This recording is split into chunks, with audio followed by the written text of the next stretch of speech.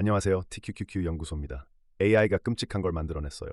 그럼 그 값은 누가 치를까요? AI를 만든 회사일까요? 그 AI에 명령을 집어넣은 사람일까요? 지금 한 회사가 이 질문에 아주 대담한 방식으로 답하려 하고 있습니다. 자기 회사 사용자를 자기 손으로 직접 법정에 세우는 방식으로요. 주인공은 일론 머스크의 인공지능 회사 xAI, 그리고 이 회사가 만든 챗봇 Grok입니다. 사건의 큰 줄기만 냉정하게 짚을게요. xAI가 사우스캐롤라이나의 한 남성을 상대로 미국 텍사스 연방법원에 민사소송을 냈습니다. 이 남성은 그렇게 이미지 생성 기능을 악용해 미성년자를 성적으로 착취하는 이미지를 만든 혐의를 받고 있는 인물로 알려져 있어요. 구체적인 묘사는 여기서 멈추겠습니다. 오늘 우리가 볼 건 그 이미지가 아니라 그 이미지의 책임이 어디로 흘러가느냐는 방향 하나뿐입니다. xAI가 하고 싶은 말은 분명합니다. 문제는 도구가 아니라 키보드 앞에 앉은 사람이라는 거예요. 이 주장을 법률 용어로 옮기면 이렇게 됩니다. xAI는 Crocker, a neutral tool, subject to user control, 사용자가 조종하는 중립적 도구라고 주장합니다. 망치는 못을 박을 수도 사람을 해칠 수도 있죠. 하지만 못을 박든 사람을 해치든 그건 망치를 든 손의 문제다. 이 오래된 비유를 인공지능에 그대로 얹은 거예요. 그리고 이 주장을 뒷받침하려고 xAI는 소송장에서 사실 하나를 강조합니다. 그록에는 안전장치가 있었고 그 안전장치가 실제로 작동했다는 거죠. 회사 설명에 따르면 그록은 문제가 되는 요청을 처음엔 거절했는데 이 사용자가 표현을 조금씩 바꿔가며 그 방어선을 우회하려고 집요하게 다시 시도했다는 겁니다. 그러니 책임은 사람 쪽이다. 이게 저울의 한쪽 접시입니다. xAI가 이 접시에 올려놓은 무게추가 하나 더 있어요. 방어 통계입니다. xAI는 2026년에 자기네가 52,222개의 계정을 정지시켰고 실종 및 착취아동방지센터, 영어 약자로 NCMEC이라 부르는 미국의 신고기관에 73,600사건을 신고했으며 그 신고가 최소 240사건의 체포로 이어졌다고 밝혔습니다.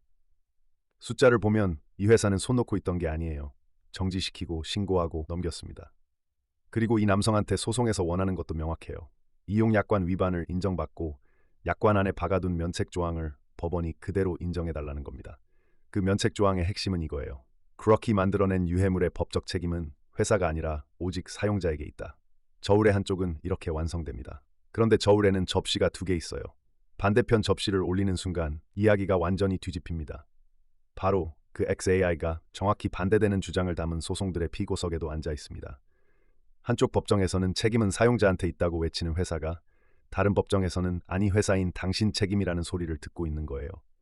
2026년 3월 미국 캘리포니아 북부 연방법원에 3명의 피해자를 대리한 집단 소송이 접수됩니다. 미성년자였던 이들의 실제 사진이 그록을 거쳐 동의 없는 성착취물로 바뀌었다는 내용이에요. 이 소송장의 언어는 xAI의 논리를 정면으로 겨눕니다. 원고 측은 xAI가 성적으로 노골적인 컨텐츠를 만들 수 있는 image, 영상 생성기를 knowingly designed, marketed and profited from, 그러니까 알면서 설계하고 홍보하고 거기서 돈을 벌었다고 주장해요. 그리고 결정적인 한 줄이 붙습니다. 다른 모든 주요 인공지능 회사가 쓰는 업계 표준 아동 성착취물 차단 장치를 xAI는 도입하기를 거부했다는 거예요. 심지어 원고 측은 이 시스템이 사용자가 미성년자를 언급해도 선한 의도를 가정하도록 설정돼 있었다고까지 주장합니다. 이제 저울의 두 접시가 다 올라왔습니다. 그런데 사실 이 저울은 인공지능이 처음 만든 게 아니에요. 우리는 새로운 도구가 나올 때마다 이 저울을 다시 꺼내 달아왔습니다. 총을 떠올려 보세요. 미국에는 2005년에 만들어진 총기 상거래 보호법이라는 게 있어요. 총으로 사람이 죽어도 그 총을 만든 제조사는 대체로 소송에서 보호받도록 설계된 방패입니다. 논리는 xAI의 논리와 똑같아요. 총은 중립적 도구이고 방아쇠를 당긴 건 사람이다. 술도 비슷한 저울 위에 있었고 자동차도 그랬습니다.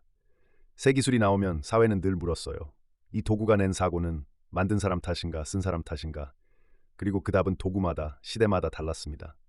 어떤 도구는 만든 쪽이 방패를 얻었고 어떤 도구는 만든 쪽이 책임을 졌어요.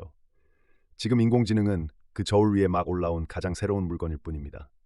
그런데 인공지능에는 총이나 술과 결정적으로 다른 지점이 하나 있어요. 이게 오늘 이야기의 진짜 핵심입니다.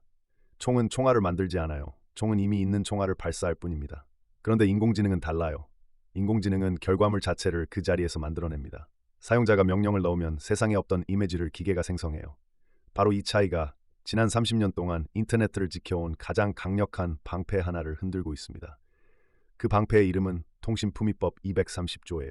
1996년에 만들어진 이 조항은 지금 우리가 아는 인터넷을 사실상 떠받쳐온 기둥입니다. 핵심은 이거예요. 어떤 플랫폼도 다른 사람이 올린 글의 발행자나 발언자로 취급되지 않는다. 쉽게 말해 여러분이 어떤 게시판에 누군가를 비방하는 글을 올려도 그 게시판 회사는 원칙적으로 책임을 지지 않아요. 유튜브가, 페이스북이, 인터넷 전체가 남이 올린 내용 때문에 매번 소송당하지 않고 굴러갈 수 있었던 게 다 이 방패 덕분입니다. 그런데 이 방패에는 처음부터 구멍이 하나 뚫려 있었어요. 230조는 그 서비스가 문제의 정보를 만들어내거나 발전시키는데 전부 또는 일부라도 책임이 있는 경우에는 보호하지 않는다고 못 박아뒀거든요. 이 문장이 인공지능 시대에 갑자기 무겁게 살아납니다. 게시판은 남의 글을 얹어놓기만 해요. 만드는 건 사용자입니다. 그래서 방패가 덮어줘요. 그런데 인공지능은 결과물을 스스로 만들어냅니다. 그럼 그 결과물의 창작자는 누구일까요? 남이 아니라 그 인공지능 자신이에요. 그러니 방패가 안 씌워질 수 있다는 거예요. 놀랍게도 이 230조를 직접 쓴 입법자들조차 이 방패가 생성형 인공지능까지 덮어준다고 보지 않는다고 밝혔습니다. 이제 XAI 소송으로 돌아와 보죠. 그럭은 총이 아니라 총알을 찍어내는 기계에 가깝고 방금 본 법의 흐름은 결과물을 스스로 만들어내는 그런 기계에는 그 오래된 방패가 잘 씌워지지 않을 수 있다고 말하고 있습니다. 바로 여기서 비평가들이 저울을 완전히 뒤집는 지점이 나옵니다. 시간 순서를 한번 보세요. 2025년 8월 XAI는 그렇게 실사에 가까운 나체 이미지를 만들 수 있는 이른바 스파이시 모드라는 기능을 붙였습니다. 뒤이어 사진을 편집하는 기능이 더해지자 동의 없는 딥페이크 이미지가 쏟아졌고 결국 이듬해 초 회사는 그 이미지 편집 기능을 제한하게 됩니다. 비평가들의 지적은 날카로워요. 제품은 느슨함을 팔아서 성장했다. 자유로운 생성, 다른 회사가 막는 것도 열어주는 개방성을 내세워 사용자를 끌어모았다. 그런데 그 느슨함이 부른 피해가 법정에 도착하자 회사는 그 피해의 법적 부담만 개별 사용자에게 되돌려 보낸다. 성장의 열매는 회사가 가져가고 그 성장 방식이 낳은 청구서는 키보드 앞에 개인에게 배달된다. 이 비대칭이 문제라는 겁니다. 그래서 이건 그럭 하나짜리 이야기가 절대 아니에요. 지금 인공지능 이미지, 영상 생성기를 굴리는 회사가 XAI만인가요? 아니죠. 여러분의 나스닥을 떠받치는 거대 기업 대부분이 이 사업에 발을 담그고 있습니다. 검색을 진 회사도, 소셜미디어를 진 회사도, 클라우드를 진 회사도, 스마트폰을 진 회사도 전부 생성형 인공지능을 자기 제품 안으로 밀어넣고 있어요. 그 말은 오늘 XAI가 텍사스 법정에서 던진 질문에 답이 정해지는 순간 그 답이 나스닥에 상장된 거의 모든 인공지능 회사의 원가표로 복사된다는 뜻입니다. 만약 법원이 회사에도 책임이 있다고 판단하는 쪽으로 저울을 기울이면 이 회사들은 지금보다 훨씬 촘촘한 안전장치를 깔아야 하고 소송 충당금을 더 쌓아야 하고 무엇보다 지금껏 무한대로 여겨온 성장의 앞길에 법이라는 속도 제한이 걸립니다. 반대로 저울이 사용자 쪽으로 확정되면 이 회사들은 방패를 하나 얻는 셈이고요. 그래서 여러분께 하나 여쭙고 싶습니다. 인공지능이 만들어낸 해로운 결과, 그 책임은 도구를 만든 회사에 있을까요? 아니면 그 도구를 악용한 사용자에게 있을까요? 아니면 두 접시의 무게를 어떻게 나눠 실어야 할까요?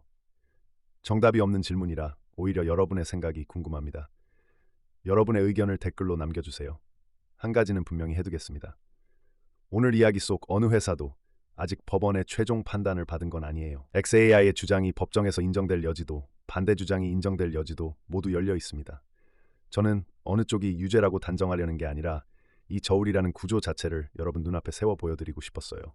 앞으로 인공지능 뉴스를 볼 때 성능이 얼마나 좋아졌나 그 밑에 이 질문 하나를 함께 깔아두시면 됩니다. 이거 사고 나면 값은 누가 치르지? 이 질문의 답이 정해지는 곳이 여러분 계좌 속 인공지능 종목의 진짜 가격표가 매겨지는 곳입니다.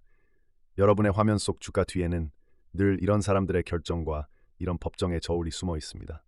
나스닥과 TQQQ를 움직이는 사람들, 그리고 그들이 무대 뒤에서 벌이는 다툼을 계속 파헤쳐보고 싶으시다면 마지막으로 좋아요와 구독 한 번씩만 눌러주시면 큰 힘이 됩니다. 지금까지 TQQQ 연구소였습니다.